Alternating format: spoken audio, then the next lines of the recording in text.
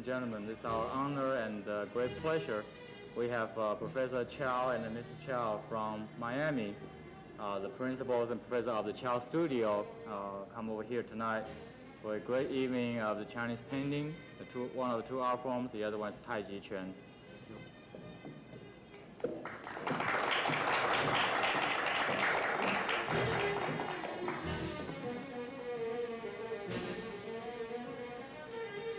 Thank you very much,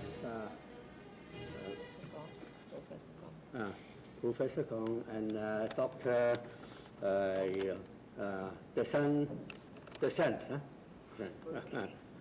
And I also want to thank the Community College of Florida in Jacksonville for this opportunity to talk at all of you on a subject that have interested me all my life.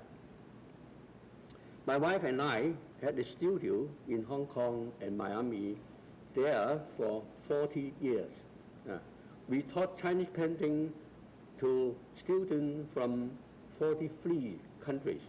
We find out that quite a large number of people seem to have a wrong idea about the Chinese painting really is. So we felt it's important to split the appreciation and understanding for this style of art.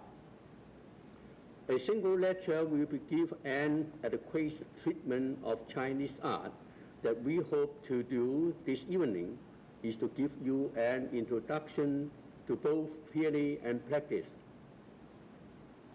We will play a tap lecture of mine, which will explain the theoretical foundation of Chinese painting, while my wife and I will do two pictures. I hope you will notice that Chinese painting use the blend spray as an important part of the painting.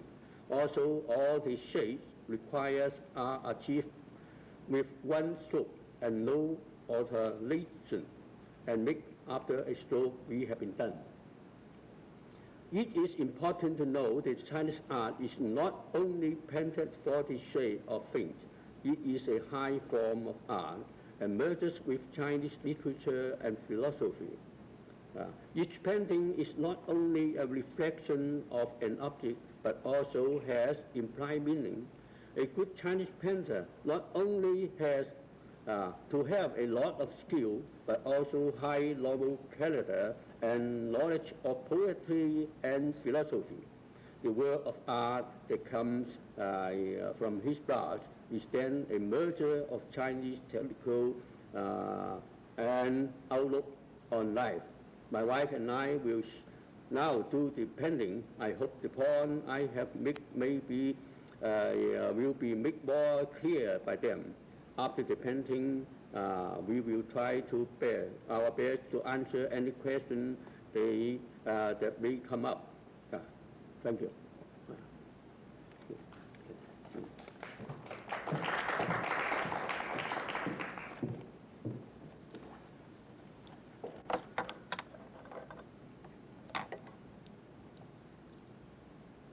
Now I am going to paint the orchid. In Miami, a lot of orchid. I don't know here have a lot of orchid too. Some. I hope you can recognize what I paint. Many people think the painting done on rice paper with that brush and black ink is Chinese painting. This is incorrect. It is known that Western watercolors are also painted with brushes, and sometimes they are painted on paper that is somewhat similar to rice paper. Chinese painting may also be done with fingers, reeds, or bamboo branches. Some people even think that painting showing the characteristics with lines is Chinese painting. This is untrue, as Western pictures drawn with a pen or on plates are wholly shown with lines. It is the same with Indian, Japanese, and paintings of other Asian nations. It is therefore insufficient to say that to show with lines is Chinese painting.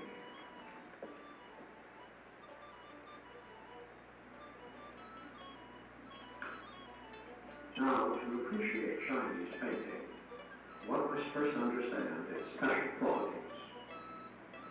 Chinese painting, like Chinese literature, stresses imagery and implied meaning.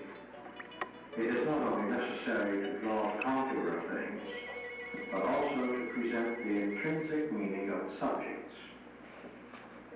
Painting is similar to writing. It must develop the artist's own version and feeling, which in turn reflects his personality. It is poetry inarticulate.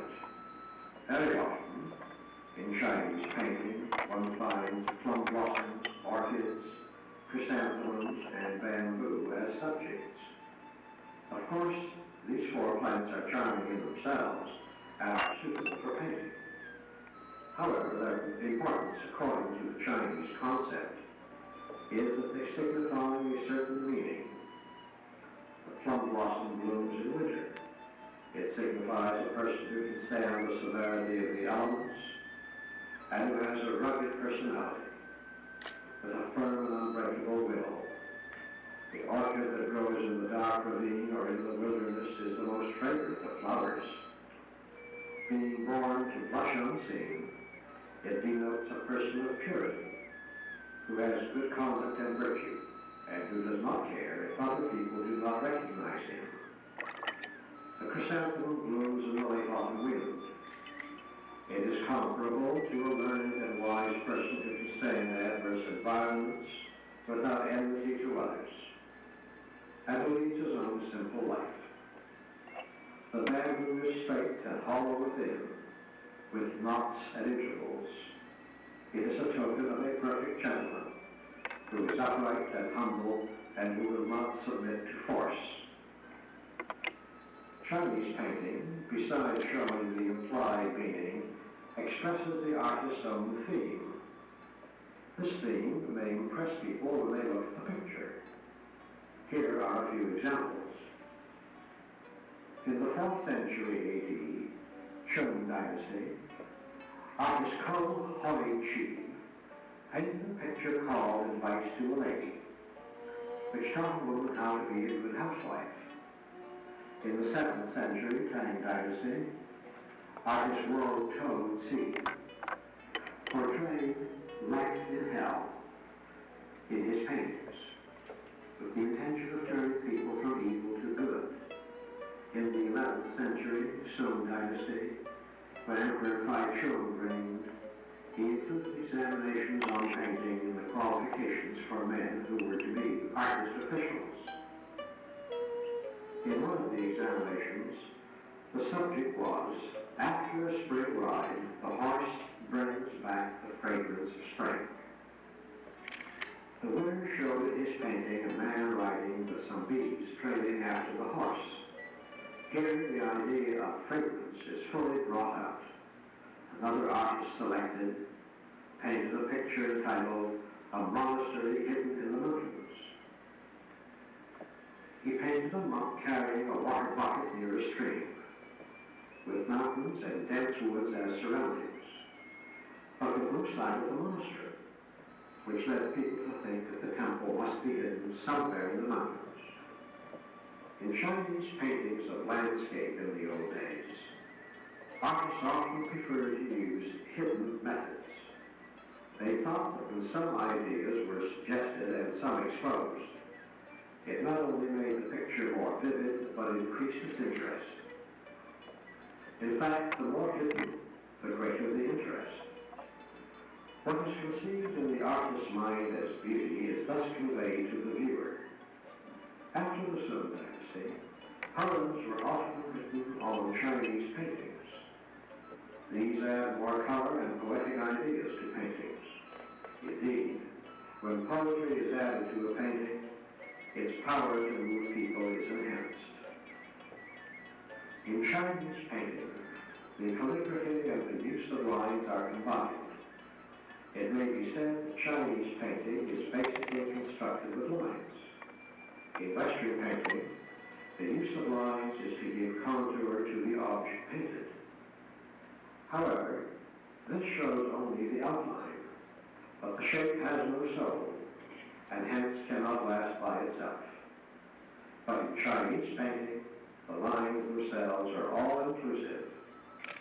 They form the shape, the substance, the movement, and the spirit, with different shades harmoniously blended together. The use of lines has a definite relation to the art of calligraphy. Thus, most Chinese artists are also skillful in calligraphy. The elaborate work of art is comparable to writing in the formal style of characters, just as the freehand is to the writing in the free style. The lines in Chinese paintings can be made as rigid as a steel wire, as flexible as a silk thread, as grave as a hoary age, or as charming as glamorous beauty.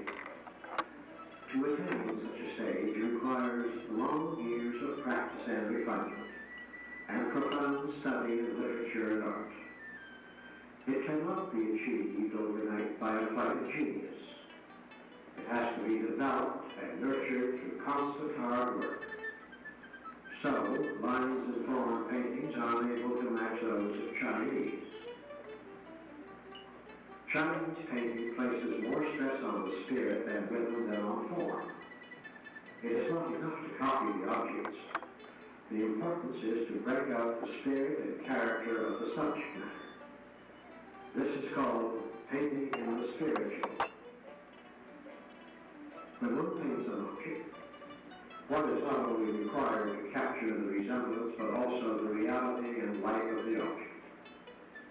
When one has reality, one's work will be rich in feeling, and when one has life, one's work will be vivid in soul.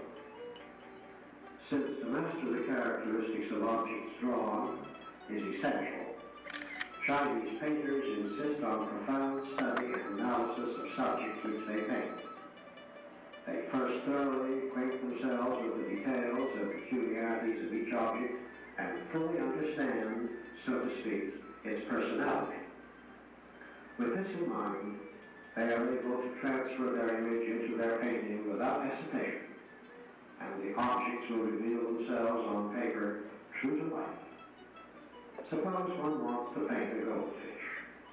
First, one must study its shape and movements and keep them in one's memory.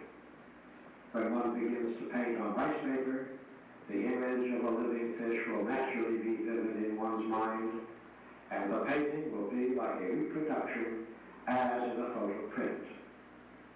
On the other hand, if one has not made a thorough study of the habits and behavior of living creatures, or the shapes of things one wants to paint, one's strokes will then appear indecisive and slow, and vividness will wholly disappear, as at the time of painting, one will be painting and looking at the object simultaneously, and as a result, one will only be able to capture certain points and neglect the remainder. In Chinese paintings, there are wide, unused spaces which are not without meaning and purpose. As mentioned before, to paint a Chinese picture is like writing a piece of prose or poetry. It has to have idea, construction, balance, and contrast, with all kinds of methods and devices to bring out the central theme. The importance is to develop fully the principal subject in the picture and to emphasize that point particularly.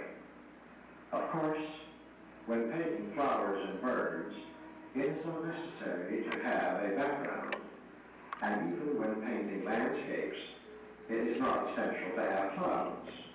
In painting, if one leaves an empty space in the proper place, that will represent the clouds or the sky, as the case may be.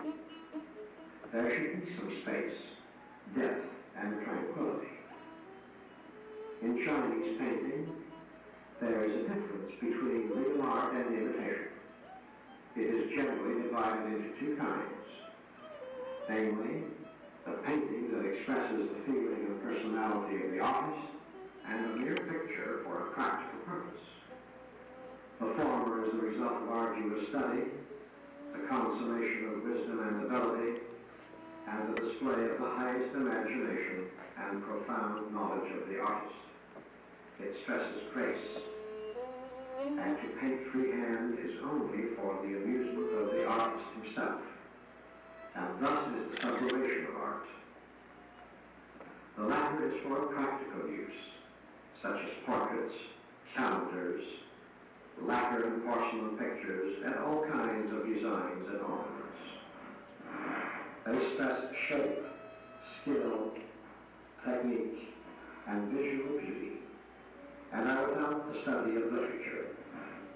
In the eyes of the Chinese people, they are not considered fine art, but merely ordinary drawings which are not highly regarded. It is rather difficult to draw the line between that which is fine art and that which is not. It is not defined by the choice of the subject, but rather based on the artist himself, his knowledge and accomplishments. Generally, if he possesses great learning and wide experience, he is of such a level that he desires little for fame and money. His paintings will be quite different from those of an ordinary artist. His work is produced from inspiration. So it is supreme and sublime. The painters who draw commercial pictures for advertisement are neither learned nor inspired. They work only for wages, and thus there will be no inspiration. In history, most of the great artists were men of great talents. As they surpassed others in thought, so they excelled in skill. Whatever they painted, whether it was of elaborate work or freehand, and whether it was in colors or mere black ink, their work was graceful and lovely. One sees the masterpieces of the Sung Dynasty or the Yuan Dynasty, which are so brilliant in color and harmonious in ink that it makes one feel that they are really glorious and beautiful. The same is the case with the freehand paintings, which are elegant and natural, excellent in method and simple in touch, and they reach the highest level of art. In short, it is subjective rather than objective.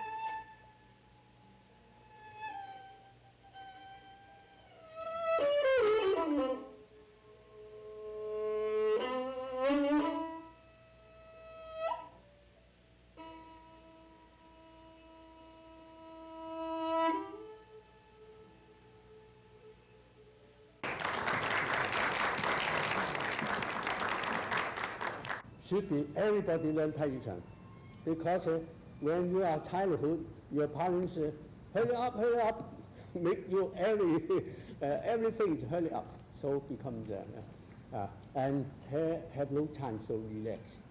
Now the Tai Chi Chuan is let you relax. If you want to keep you young, keep you beautiful, must learn Tai Chi Chuan directly. Okay, thank you.